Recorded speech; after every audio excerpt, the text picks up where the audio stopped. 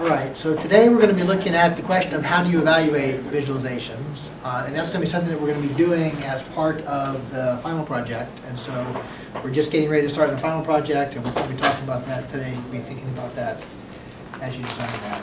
First, as usual, we'll see some before class examples to get your creative juices going. We present a framework for interactive focus and context visualization. That is, while the user magnifies a region of interest, the model is deformed such that the entire model is always displayed on the screen. The central idea is to scale the other parts of the model uniformly so as to keep their local shapes similar to the original model and minimize distortion. We partition the given model with a uniform grid space.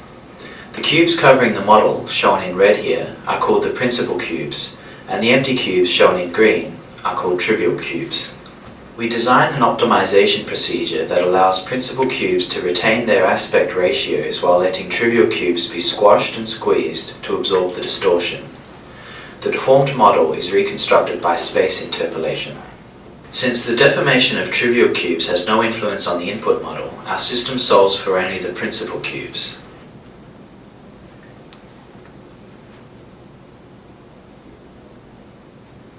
To keep the entire model displayed on the screen when the focal region is magnified, we impose inequality constraints to constrain the grid vertices on the space boundary.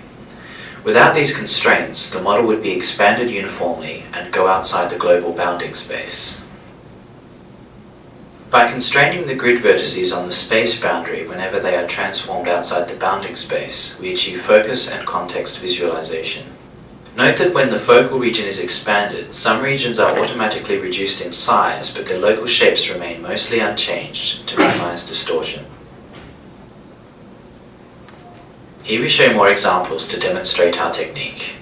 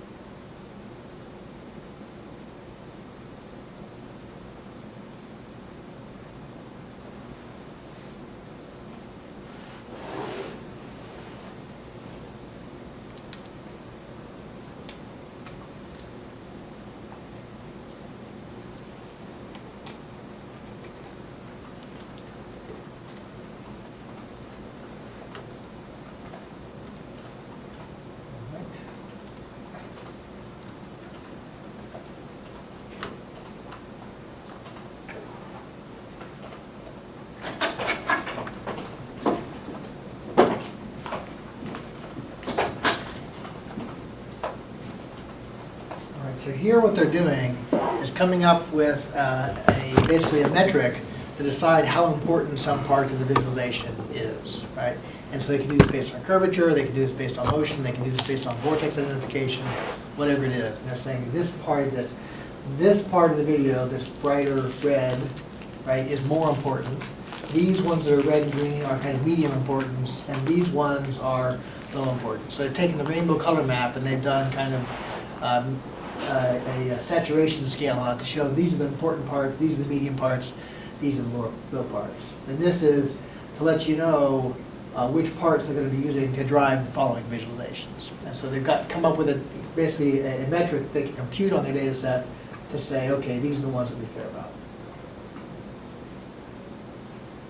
All right, so this is saying we can use this to highlight areas in the data set. So we can say, okay, now we're going to apply a color map that's based on this importance value. So we can show the user, here's where you should be looking to see the features that I think are important. So it can be used to draw the user's attention to the boring areas, the medium areas, or the things that makes the most sense to me is kind of the most kind of important areas. So one of the things you can do if you have this metric is highlight and say, here's where the things you should be caring about.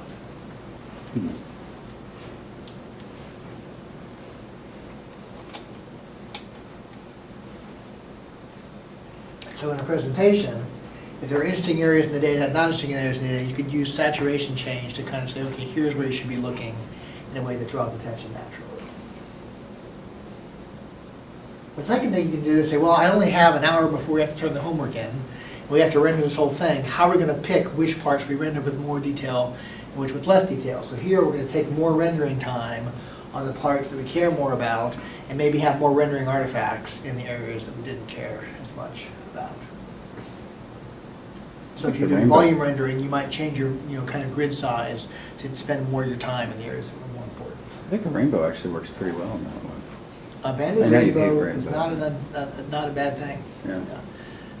Kind of the unintensely banded rainbows got a couple problems. All right, this says now, basically we're going to do animation on the time frames when there's most interesting stuff happening and kind of, adjust it as, so when there's more interesting things happening, it stays on the screen longer, and when there's boring things happening, it kind of goes more rapidly through the display. So if you only have a 30-second video and you wanted to show the things that matter, you could allocate it that way. So when they put the building up, Chapman Hall next door, and I took an image every minute for 3 years while they were building that, the next step was, if you look at that kind of uniform time, it was incredibly boring video. And if you picked every noon time, there were long periods where they were waiting for permits, nothing happened. But by hand annotating, you could then adjust and say, okay, here's the interesting parts of what went on. So those are 3 different things you can do if you have this kind of interest value. Highlight, render time, or change the animation. Do you need to be clear about the fact that you've diddled with the time scale? Yeah, it's always a good idea. Anything you diddle with something, you should tell people. All right, so this is basically... Never mind. Yeah. This is basically importance-driven volume rendering, but applied to kind of triangle models. So this is if you know which parts of your models are the ones you care about, but you want to see the context, you can adjust the transparency so you lose the information except for silhouettes on the kind of parts you don't care about, and automatically see the parts inside. So this is kind of the same exact technique, but applied to polygonal models as was applied before to volumetric models. All right, so homeworks are, you're doing the last one today. We're basically going to redo the same data sets, but with, in some cases, more questions, and in some cases, more data sets, right? So there were science needs documents that were associated with each of those homeworks that weren't strictly necessary to do the homework, but you should look over them to get an idea of what other data sets there are, what other questions there are to answer. And so what you're going to do then is we're going to self-organize teams. You're going to tell me your favorite kind of projects to work on.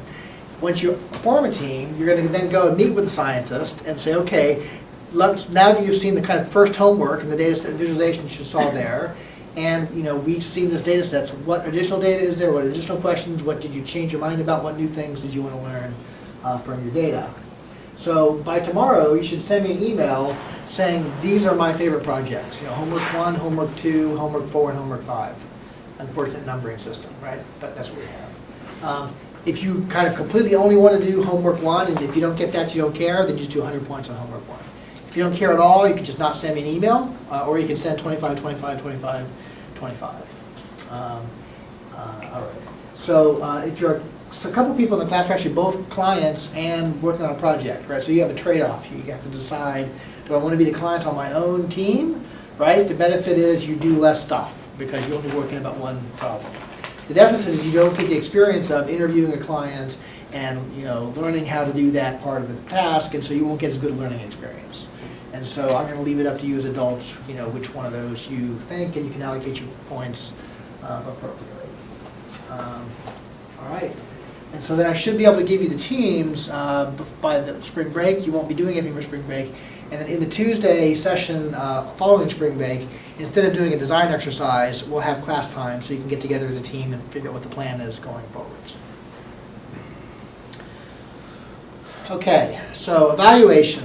So Kasara writes about this and others in CG&A, and they talked about design. We design evaluate methods by presenting results informally to potential users, right?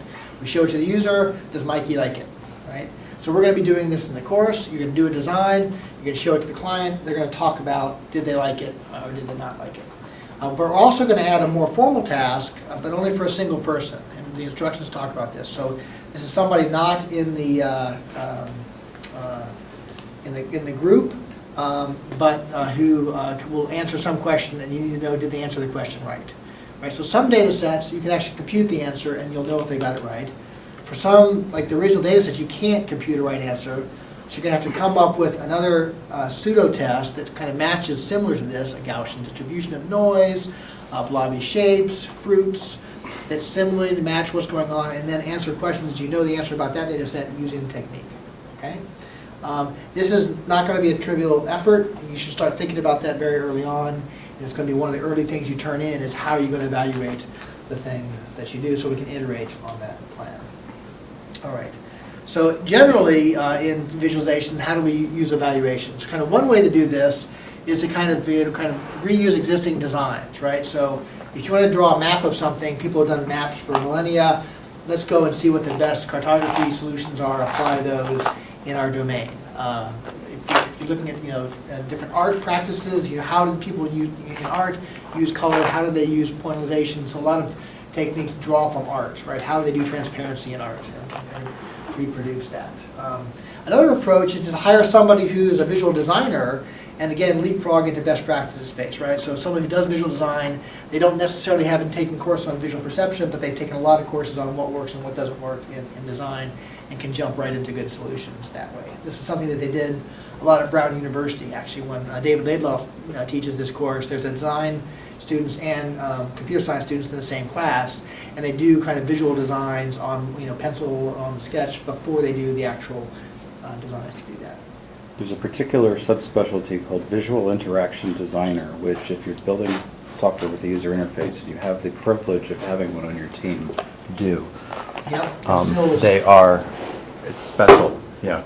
And SILS on campus, Information Library Science, has instruction in that area. We've actually been, on one of our projects, a recipient, a client of one of their design teams who came in, interviewed the users, saw what the tasks were, organized them, and it was way better after they did that. So you can also videotape one or more users working with the system and go through and see kind of in detail what they did right, what they did get wrong, when they got things wrong. And you can do user studies where you evaluate performance on some set of tasks. And that's what we're going to kind of go through here. So in the article that was writing about user studies, why did they talk about what were the benefits of conducting user studies?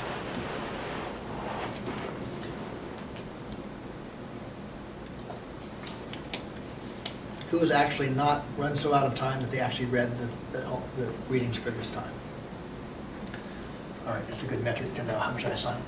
It's in there later if you want to look at it. So here's what it said. It meets Brooks's criteria is the first reason. It meets Brooks. So yeah. It offers a scientifically sound method to measure a visualization's performance, right? So you can measure things like accuracy, how well the user did answering questions, how rapidly they were able to answer the questions. It also gives you some insight into why a technique is effective.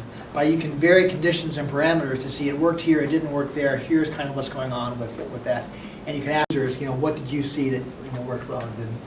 And it can also determine a theoretical principle derived from psychophysics applied to visualization design, right? So this is when you take one of Ware's rules of thumb and apply it. Did it actually work in this situation? It works very well for luminance contrast, but did it work in this visualization? And it basically takes these perceptual studies up one level of complexity to a task level analysis. All right. So there's a couple of types of studies. The kind of very basic ones are which type of texture enhanced surface perception and which camouflage it. It's a perceptual study. What's the best color map to display ratio scatter fields with high spatial frequency data? Kind of very low level questions. And then at a higher level, there's usability studies, which is where the user is actually trying to solve some problem. And you kind of see where the system helps with that and where it falls down. Where did the interface make them make mistakes? Where did it guide them in the right direction? Where did they get confused? And so forth. So when you're doing, especially perception studies, you want to collect first careful statistics about the performance. How well do they do in terms of questions right versus wrong, and how quickly did they do it? You also want to observe their behavior and see when do they get frustrated and when do they make errors. Now this is one of the hardest things to do because you have to not interject and explain to them how to use the system, right? The point is the person's going to use this, you're not going to be in the room, so you have to be kind of sitting on your hands or holding your mouth at the same time, saying, oh, no, don't do that, right? How come you didn't see that I, You only really see kind of where they on their own, kind of do things right, do things wrong. Videotaping can be useful here because you're not able to talk to them, right, during the thing, and you can see what happened. And also then at the end of this, don't forget to get free-form comments from the users because they'll try to measure specific things, but they may tell you, oh, you know, the whole time I couldn't even see this thing because the mouse was in the way. Or, you know what, I'm red-green colorblind and I couldn't see the difference between those. Or, oh, you know what, there was this flickering light in the background and that distracted me the whole time. So it can give you things that you didn't expect to have happen and understand what's going on. Do you control for those things? Yes, you do control for those things. You try to. You throw that data point away or So what do you do afterwards? Yeah, so unfortunately what you do afterwards, you usually say, okay, well I guess that was a pilot study. Now I'm going to redesign it and do it again without that thing in place. Yeah. If it was just one user, then you can say, okay, I'm going to throw out the red-green colorblind user. But usually you've already tested for red-green colorblind users before doing it if you cared about the test. Yeah, all right. So it turns out that doing experiments on people is serious business in a couple ways.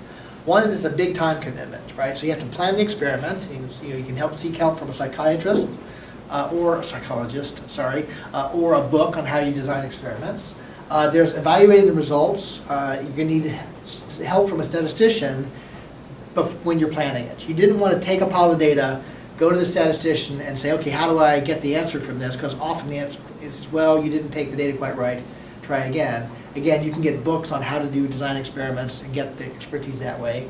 And then usually you iterate 2 or 3 times. So first time you should try it yourself and see where the thing falls down. And the other is you do a pilot study on a small number of participants that you did get approval for that kind of says, okay, where have I missed something? What's gone wrong? Are my statistics, run it all the way through the statistics and see, okay, I am going to get some reasonable results and can estimate how many people I need to take to get the final results. All right. The second thing is it requires approval of IRB, the IRB on campus, right? And this basically seeks to preserve respect for and rights of subjects, but also keeps you from doing things that were kind of egregious, horrible acts that happened in the past. So one example of this was a researcher said, I want to study what was going on in the Nazi regime, right? So what was it about the people, that Nazis, that would actually make them go and kill people? What about them is weird? So let's do a user study. And so they had a user study and they set it up where the participant would come in and they said, okay, you're going to be kind of evaluating this person behind the wall, and you ask them a question. If they get the answer right, you say good. It's kind of like on Ghostbusters, right? If you get the answer wrong, then you shock them, right? And if they get it wrong, then you turn the shock up 1 notch, and then you ask them another question, right? Then you kind of go through this. And so there's a kind of a white-coated, doctor standing in the corner saying, yes, go ahead, and the person in the other room, as they turn the shock up, ow, oh, stop, and they would scream, and then they would just go silent, right? And so the person would get the impression that they'd killed the person on the other side of the room by turning the shock up to the level that it was. Now, the person on the other side of the room was not hooked to anything. There was nobody killed in the experiment. It's just an injury. But imagine realizing that you think that you had killed someone, right? And what impact that had on you. Was this worth kind of understanding this whole thing, right? And so maybe the person to decide whether it was worth or not learning was not the person who wanted to get the answer, but was an independent board that could say, okay, you're using deception, you're going to potentially cause psychological harm to the participants, maybe we need to not do this study, right? or change it. Or change it so that it doesn't, yeah. The people that did it, like they did like an interview after the fact, and they felt really positive about having, contributed to science, right? Okay. Which is interesting. There's lots of talks about Milgram experiments.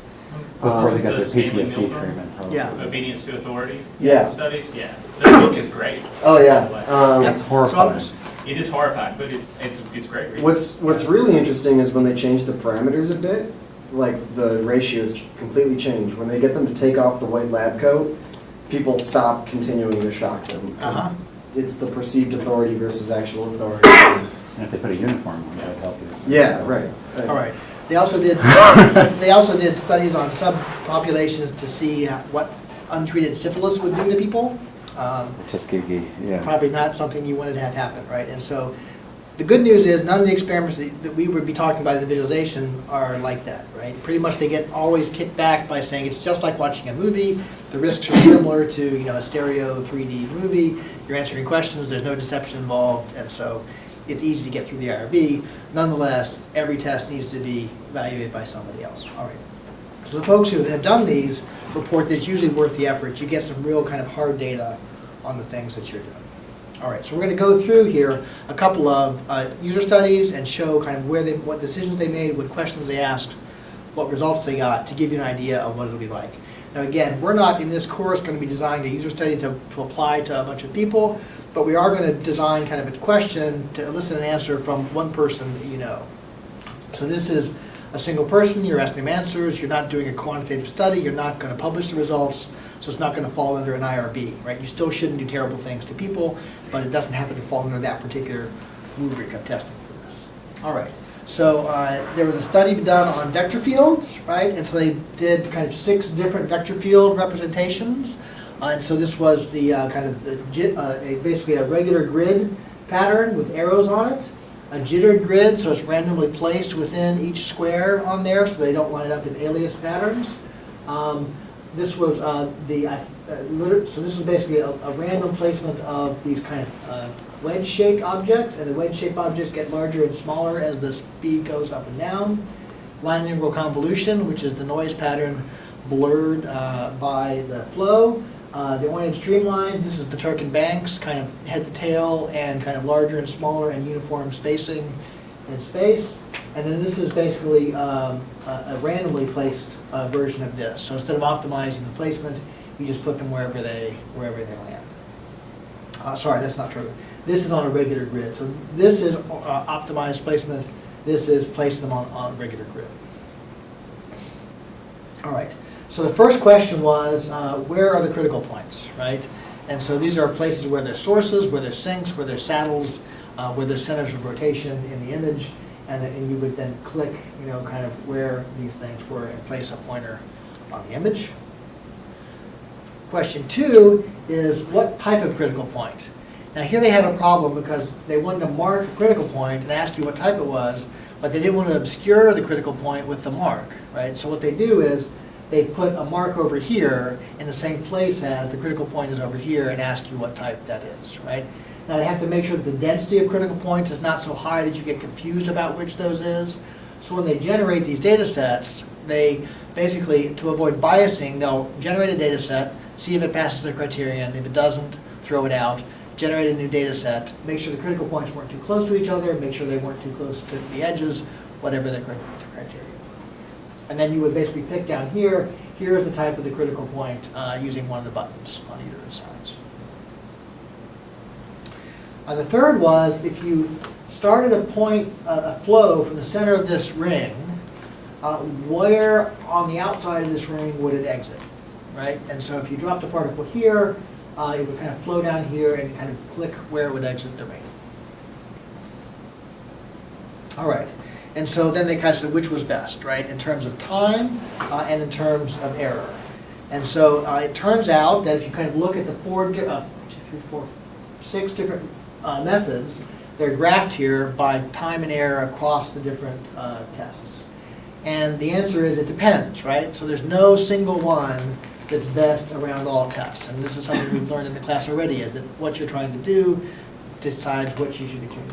If you kind of don't know, if you want to do all these things, you don't know what the users want to do, then the gridded streamlines were better than average on all of them, right? And so that might be one that you would throw at the approach.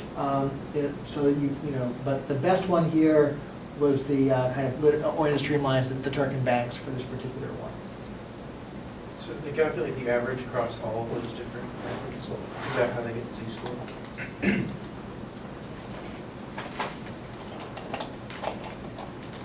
They calculate within each method an average value, and then they rank.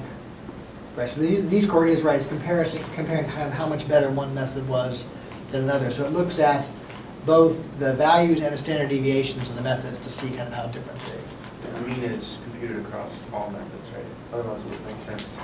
Yeah. All right.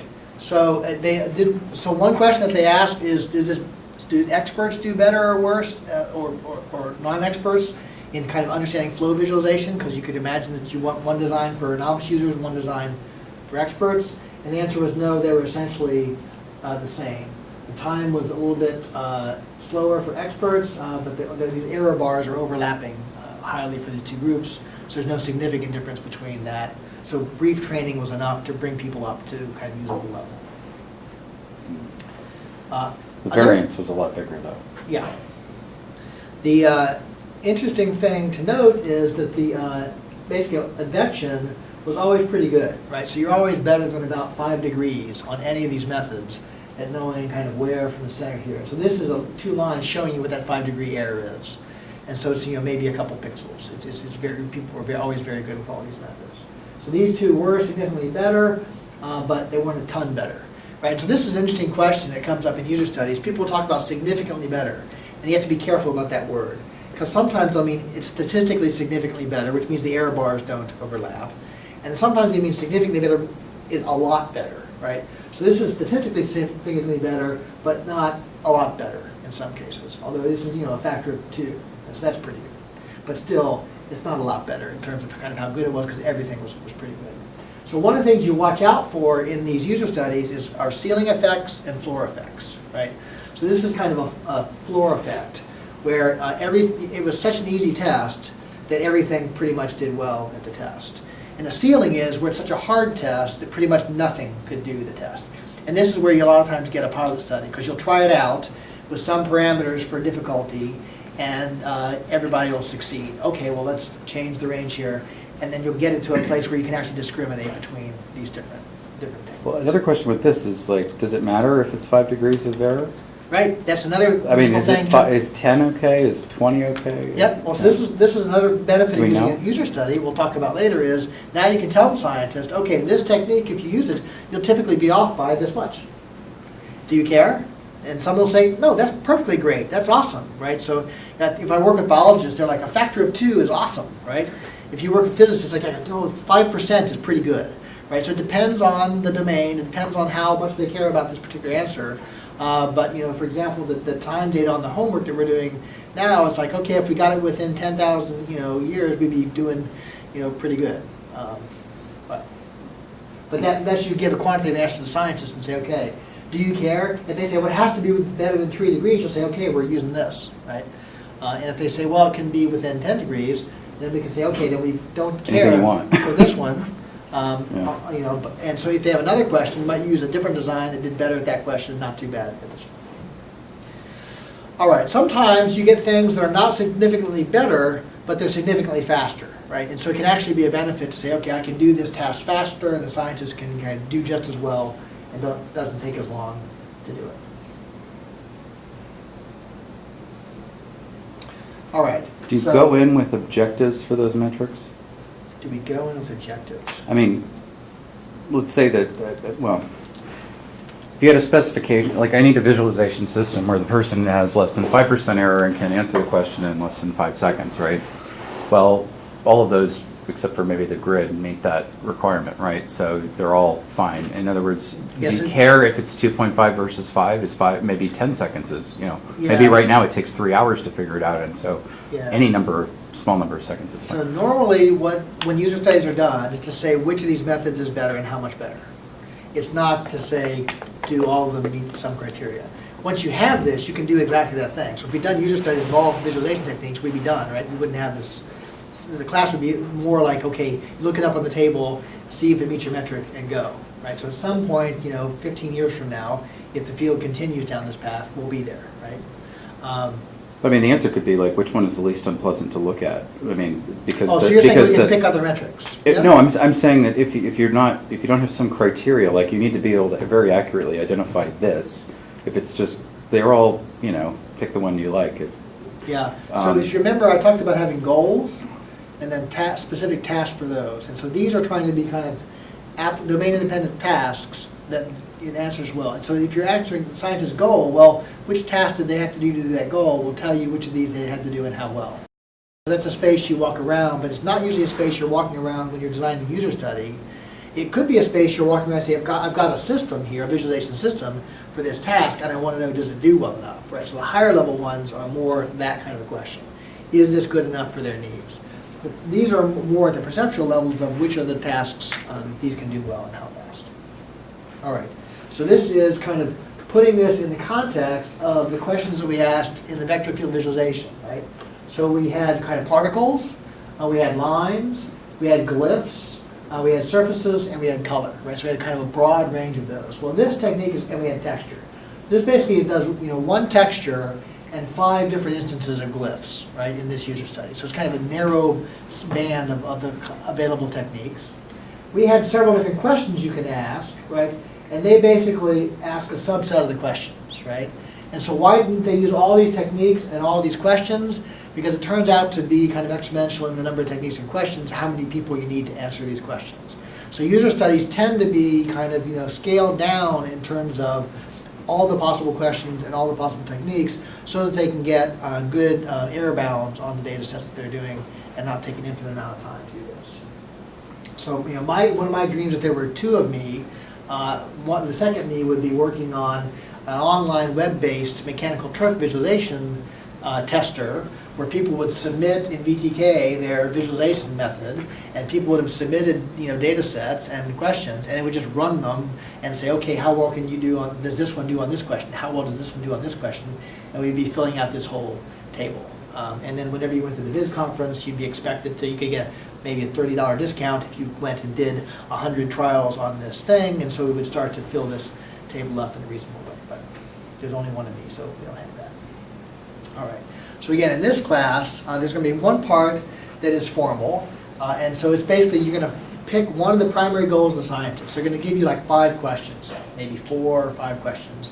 You're going to pick one of them, hopefully the first one, if that's reasonable to do a user study on, and say, okay, how well does this visualization let somebody do this particular thing, right? And this is where you're going to have to come up with, okay, a new data set that you're going to ask this question on. It needs to be a data set where you know the truth, right? So often that means you generate a synthetic data set like they did here, where you can compute the answer and you can tell how well the user did.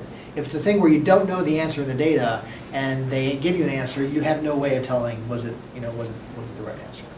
And it's a non-team member who has not seen the data, right? And so this is somebody who's not familiar with, because you've seen this. If you looked at your visualization, try different ways, and you put the picture up.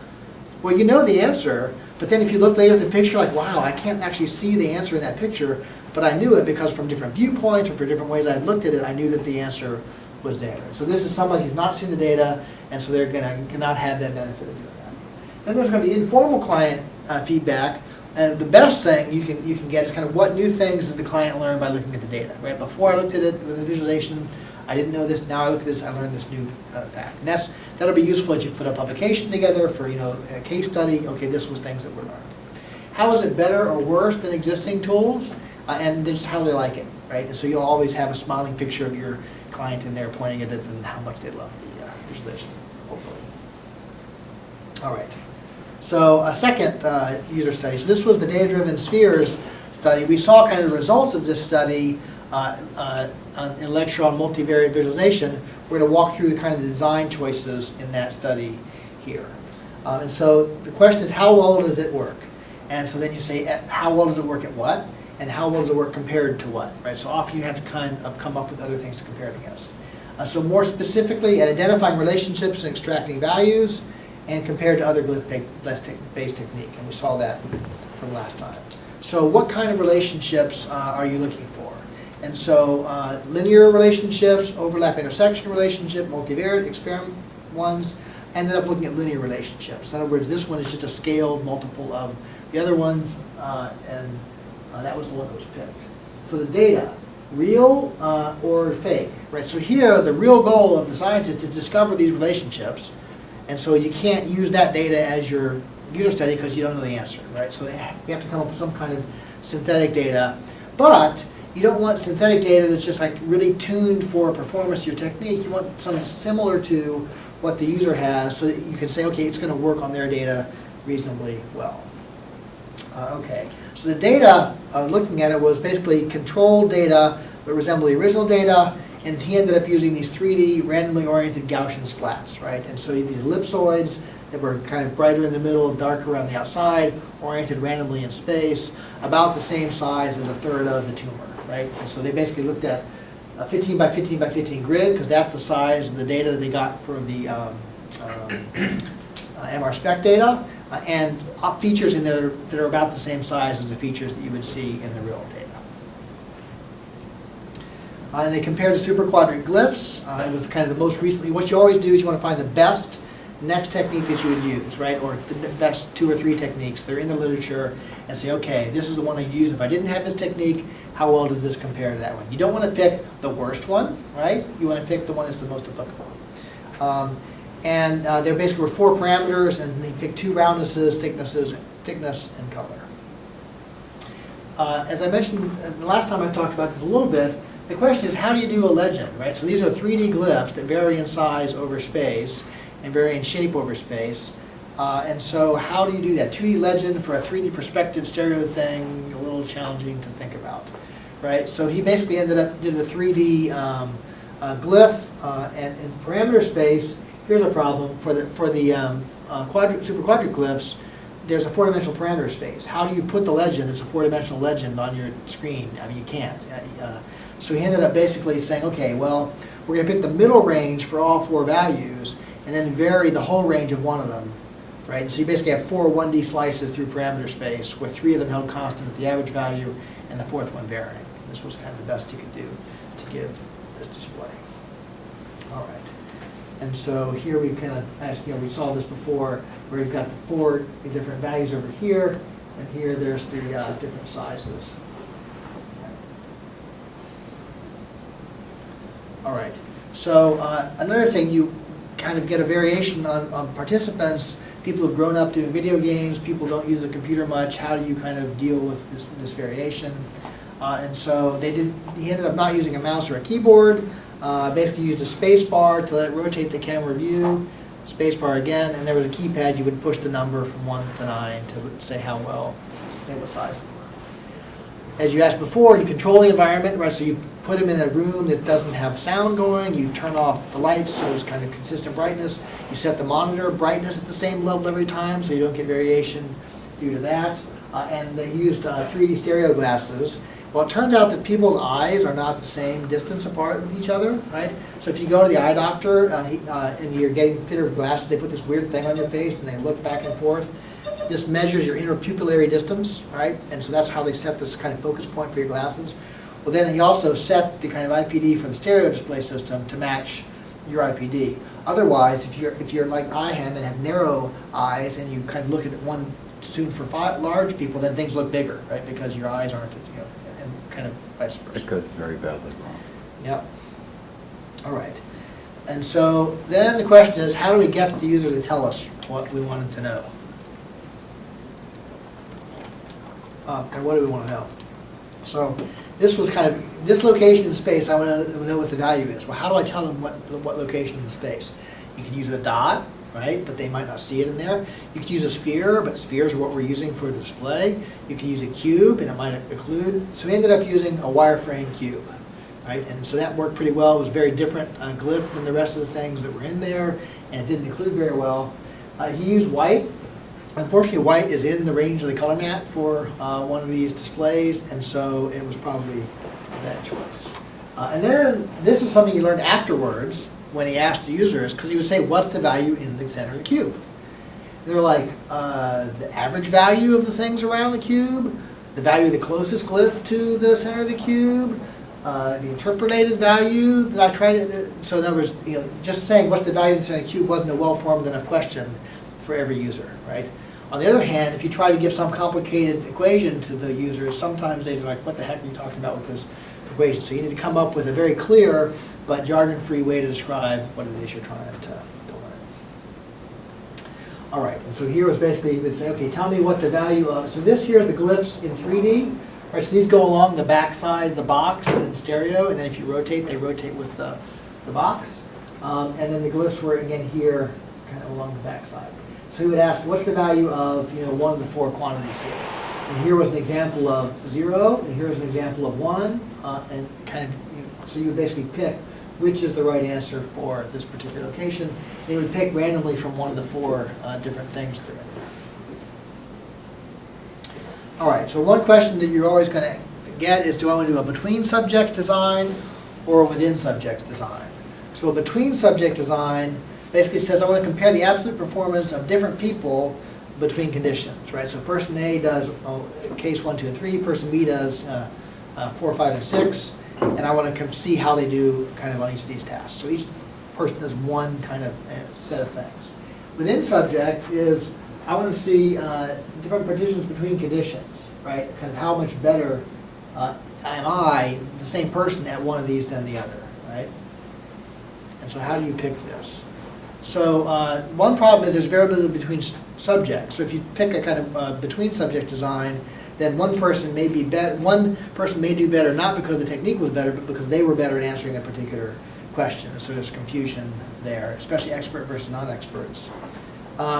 There's basically more subject. If you have more variability, you need more subjects, and so this is going to take longer to do the study. So David ended up picking within subjects design. Now the problem with within subject design is the person may get better and better and better at later tasks, not because that technique is better, because they're learning how to do the task better. And so then you randomize presentation order across, or you kind of do a just block design so that all permutations of these things are shown in different orders, or you interleave one with the other with the other with the other to kind of try to back this out. And this is why going to the statistics book or talking to the statistician before you do the study is good, because if you got to them at the end and they saw, look, you've got these learning effects and you didn't compensate for that, then now we're not going to be able to pull them out. All right, so ideally you capture everything, right? So you think of a question later, or worse, the person reviewing your paper thinks of a question you didn't ask, and you can answer the question, right? Oh, let me do the statistics on that and tell you what the answer to that question is. I don't have to rerun the whole study to learn this. So he basically counts mouse events, keyboard events, and et cetera, so that he could reconstruct anything that the user did with the system to help answer the question. Then you interview them to understand kind of what's going on. You measure the timing, and of course you measure performance. How well did they do? All right. So how many subjects do you need, right? So it turns out that you run a pilot study with a small number of subjects, and then you kind of throw out all that data and do the real study, so you don't bias the real study with the results of the initial study. And that initial study will have some variability among participants, and that variability divided by the square root of n tells you the standard error you're likely to get in the final study, so that you can compute after you've done the initial study based on the variability how many people you'll need to run to get statistical significance. Okay? How many trials should each participant do? And again, you're going to run a pilot, see how much variability there is, either read the book or talk to a statistician to figure that out. How much training do I need to do? So this is basically be done in the pilot study. You look at the performance, and the first task they'll be confused, they'll be figuring something out. Second task they'll be better. The question is how much they come up to kind of best level of performance, right? You can't do this on you because you designed the technique, but you can do it on somebody else. Maybe after the third time, they're pretty much 90% as good as they got the rest of the time. But some other more complicated tasks, maybe it takes them longer. Maybe you redesign the task so it doesn't take as long, but it gives you an idea how much training there is.